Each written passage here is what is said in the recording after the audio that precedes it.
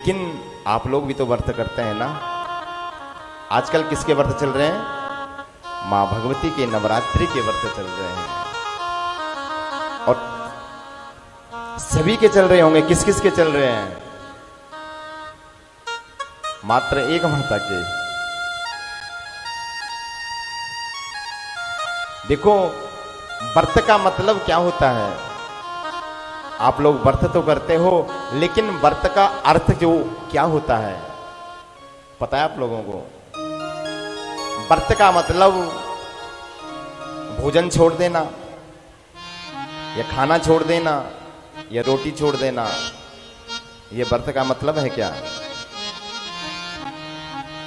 व्रत का मतलब क्या होता है? न जाने हम कब से व्रत कर रहे हैं।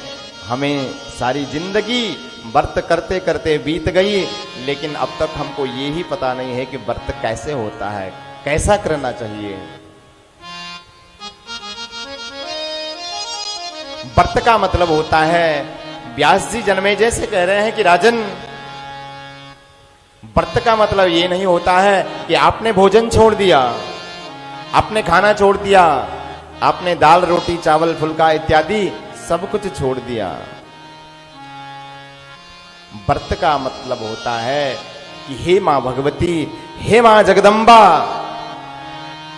हम आज से संकल्प कर रहे हैं। मां भगवती, हे मां परम्बा, हम आज से संकल्प कर रहे हैं। हम आज से क्या कर देंगे?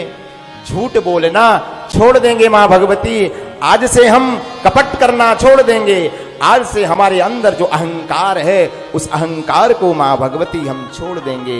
हे मां भगवती, हम संकल्प लेते हैं कि आज से हम किसी की निंदा करना छोड़ देंगे। आज हम संकल्प लेते हैं मां भगवती, हम किसी की बुराई करना छोड़ देंगे। हे मां भगवती, हम संकल्प लेते हैं, हम किसी की चुगली करना बंद कर देंगे। हे मां भगवती, हम संकल्प लेते हैं कि हमारे अंदर जो भी वृत्तियां हैं, हमारे अंदर जो भी लोभ है, उसे हम छोड़ करके हे मां भगवती आपकी आराधना करेंगे। ये होता है व्रत का मतलब। समझ गए कि अभी भी नहीं समझे? व्रत का मतलब होता है संकल्प लेना। अभी भी समझ में नहीं आया?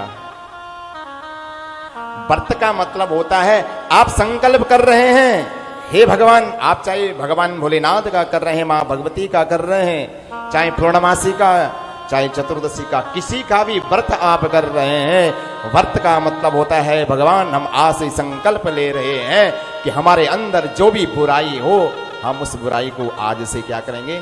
छोड़ देंगे।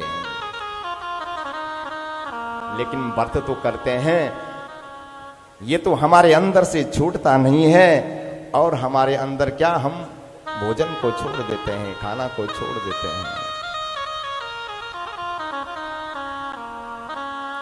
इसलिए हमारे अंदर जो बुराई है, हमारे अंदर जो कपट है, छल है, छिद्र है, इन सबको छोड़ करके हमें मां की शरण में जाना होगा। तभी हमारा व्रत क्या होगा? सार्थक होगा। तभी हमारा व्रत सफल होगा। तो वैश्य से कहते हैं कि हे राजन, तुम ऐसा करो, तुम मां भगवती का व्रत करो, और व्रत करने के बाद में तुम ये जो कन्याएं हैं, इन कन्याओं